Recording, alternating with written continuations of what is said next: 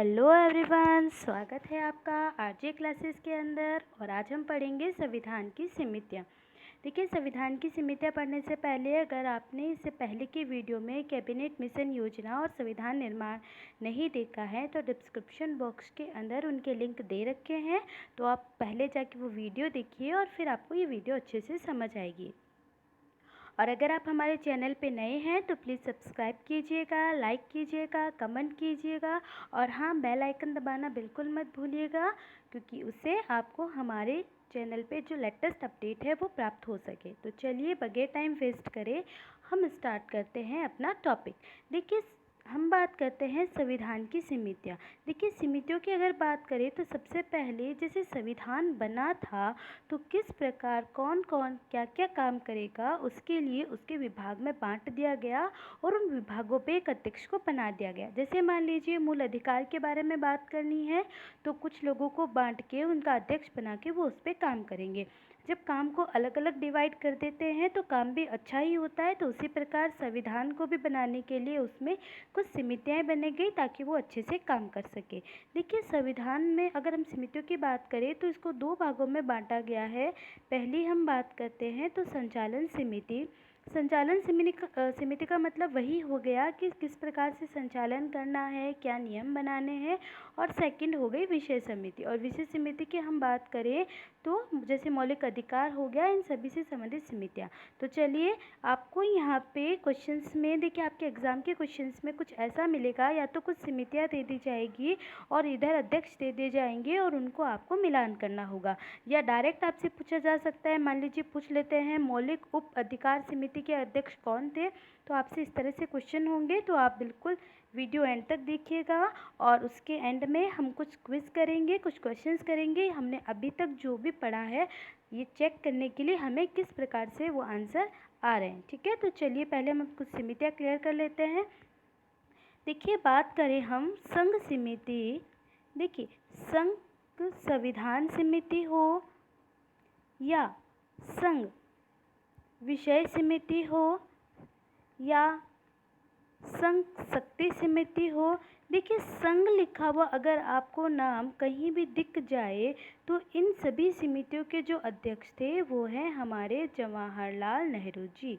जवाहरलाल नेहरू जी, ये संघ जो है ट्रिक से भी आप समझ लीजिए। देखिए, जहाँ जहाँ आपको समितियों के आगे संघ मिले उनके जो अध्यक्ष होंगे वो जवाहरलाल नेहरू जी होंगे।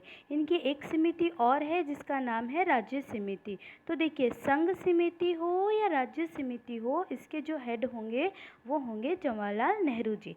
आगे हम नेक्स्ट बात करते हैं। देखिए, अब हम प्रांत की बात करते हैं। देखिए, प्रांत के आधार पर प्रांतों को किसने एक किया तो हम बहुत अच्छे से जानते हैं।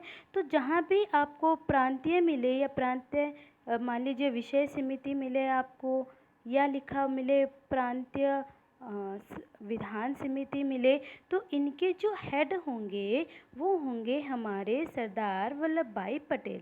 कौन होंगे? सरदार वल्लभ भाई पटेल।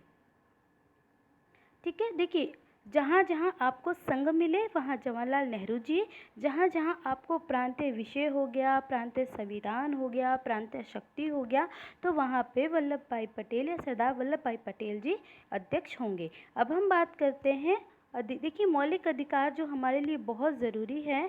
तो बात करें हम मौलिक अधिकार समिति, तो देखिए, मौलिक रूप से अधिकारों की बात कौन करेगा? मौलिक रूप से हम अपने संविधान में देखें तो मौलिक अधिकार समिति के हमारे अध्यक्ष होंगे सरदार वल्लभ भाई पटेल। सरदार वल्लभ भाई पटेल। तो देखिए, प्रांतों में नाम आए तब भी सरदार वल्लभ भाई पटेल, और मौलिक संविधान या मौलिक अधिकार समिति की बात हो तब भी सरदार वल्लभ भाई पटेल आएंगे। अब मौलिक अधिकार उप समिति की अगर हम बात करें, मौलिक अधिकार उप समिति।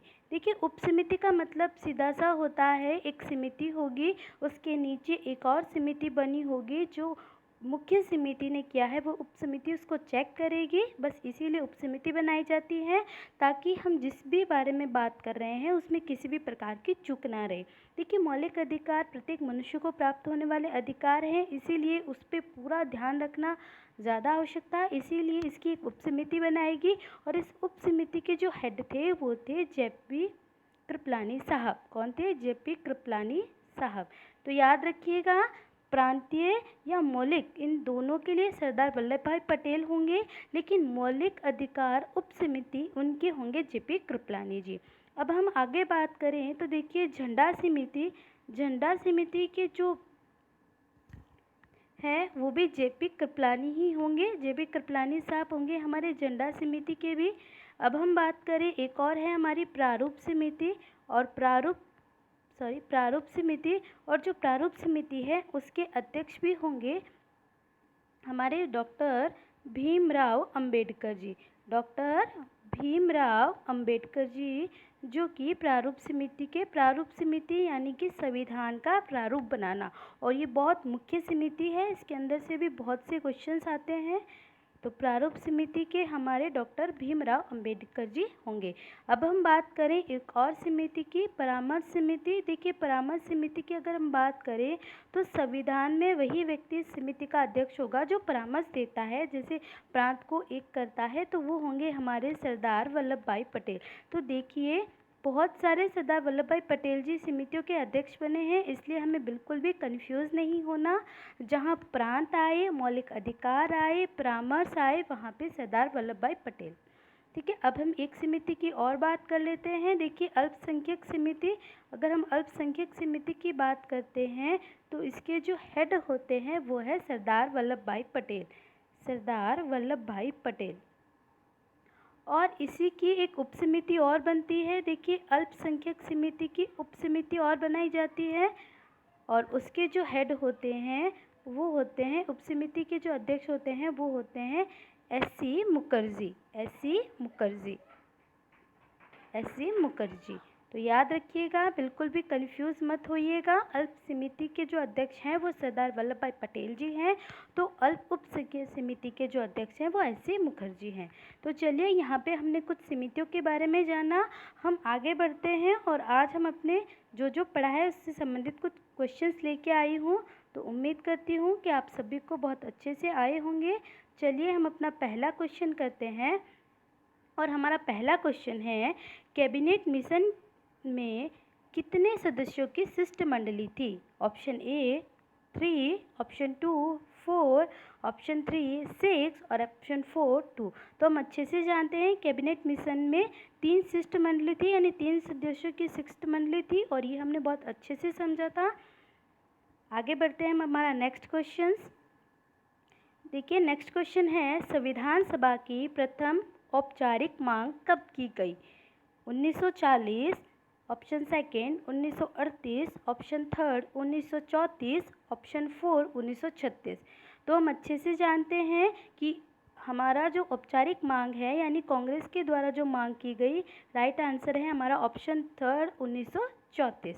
आप प्लीज़ अपने कमेंट्स बॉक्स में लिख के बताइए कि आपके कितने सही हो रहे हैं क्वेश्चंस। आप ज़रूर मेंशन कीजिएगा और बताइएगा कि आपकी तैयारी किस प्रकार से चल रही है। हम क्वेश्चंस थर्ड की बात करते हैं। देखिए संचालन समिति के अध्यक्ष किसे बनाया गया? हमने अभी समितियाँ पढ़ी है। देखिए जवाहरलाल नेहरू जी को, डॉक्टर अंबेडकर साहब, जेपी कृपलानी और डॉक्टर राजेंद्र प्रसाद। तो देखिए यहाँ पे संघ नहीं लिखा हुआ, तो हमारे जवाहरलाल नेहरू जी नहीं होंगे। संचालन वही करेंगे जो पहले राष्ट्रपति थे, इसलिए इसका आंसर होगा आंसर 4 हमारा डॉक्टर राजेंद्र प्रसाद। हम नेक्स्ट क्वेश्चन की तरफ बढ़ते हैं। जवाहरलाल नेहरू जी ने किस समिति के अध्यक्ष नहीं थे? देखिए कभी कभी हम क्वेश्चंस थे पढ़ लेते हैं, यानी समिति के अध्यक्ष थे, यहाँ पूछ रहा है नहीं थे। तो देखिए संघ समिति के थे, राज्य समिति के थे, संघ विषय समिति के थे। इस प्रकार हमारा आंसर होगा थर्ड प्रांतीय समिति, क्योंकि प्रांतीय समिति के जो अध्यक्ष हैं वो है हमारे सरदार वल्लभ भाई पटेल। चलिए हम नेक्स्ट क्वेश्चन करते हैं। संविधान सभा की प्रथम बैठक में कितने सदस्य शामिल हुए?